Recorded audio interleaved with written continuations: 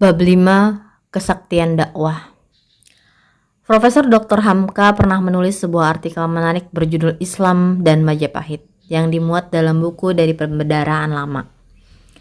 Jakarta, Pustaka Panjimas 1982. Bagi pengkaji sejarah Islam di Indonesia, artikel Hamka ini teramat sayang untuk dilewatkan.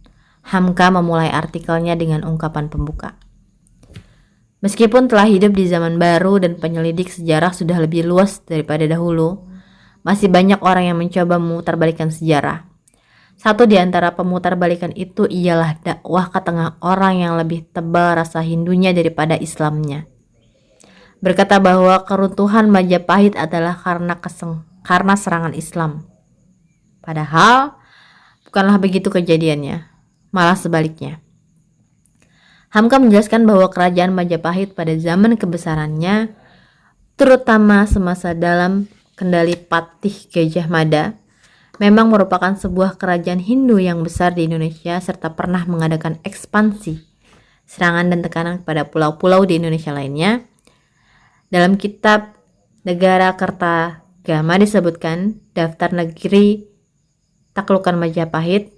Berbagai kerajaan baik Hindu, Buddha maupun kerajaan Islam ditaklukkan. Kerajaan Islam Pasai dan Trengganu pun dihancurkan oleh Majapahit. Pasai tidak pernah bangkit lagi sebagai sebuah kerajaan. Namun Pasai kaya dengan para ulama. Dalam sejarah Melayu, Sun Sri Lanang menulis, setelah kerajaan Malaka naik dan maju, senantiasa juga ahli-ahli agama di Malaka menanyakan hukum-hukum Islam yang sulit ke Pasai.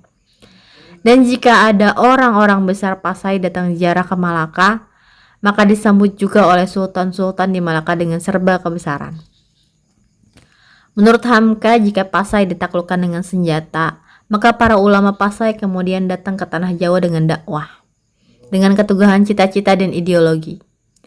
Para ulama datang ke Gresik sambil berniaga dan berdakwah.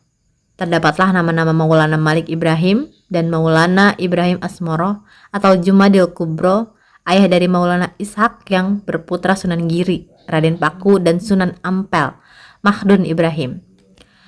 Dengan sabar dan mempunyai rancangan yang teratur, guru-guru Islam berdarah Arab Persia Aceh itu menyebarkan agamanya di Jawa Timur, sampai Giri menjadi pusat penyiaran Islam.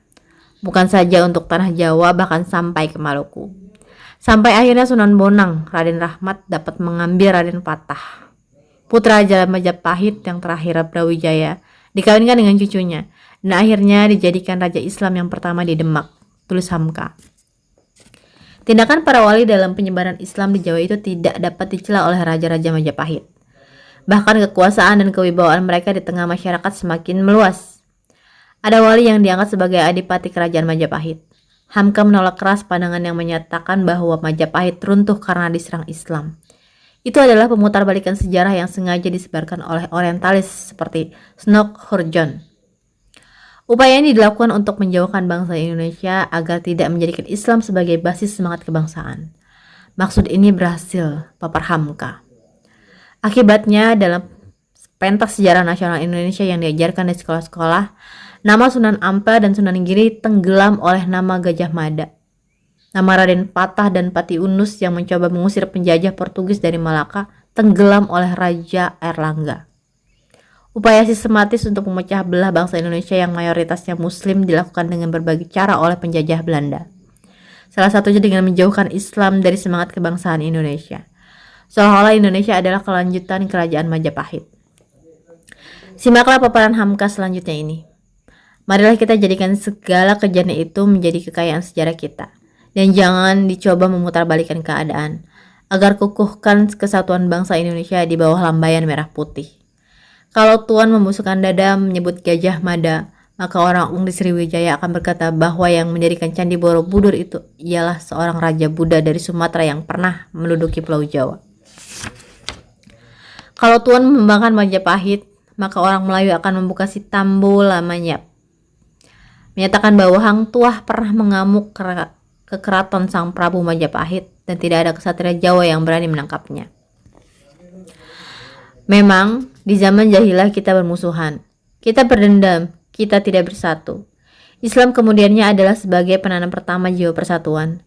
dan Kompeni Belanda kembali memakai alat pepecahannya untuk menguatkan kekuasaannya. Tahukah Tuan bahwasannya tatkala Pangeran Diponegoro Amirul Mukminin Tanah Jawa telah dapat ditipu dan perangnya dikalahkan, maka Belanda membawa Pangeran Sentot Alibasyah ke Minangkabau buat mengalahkan Padri.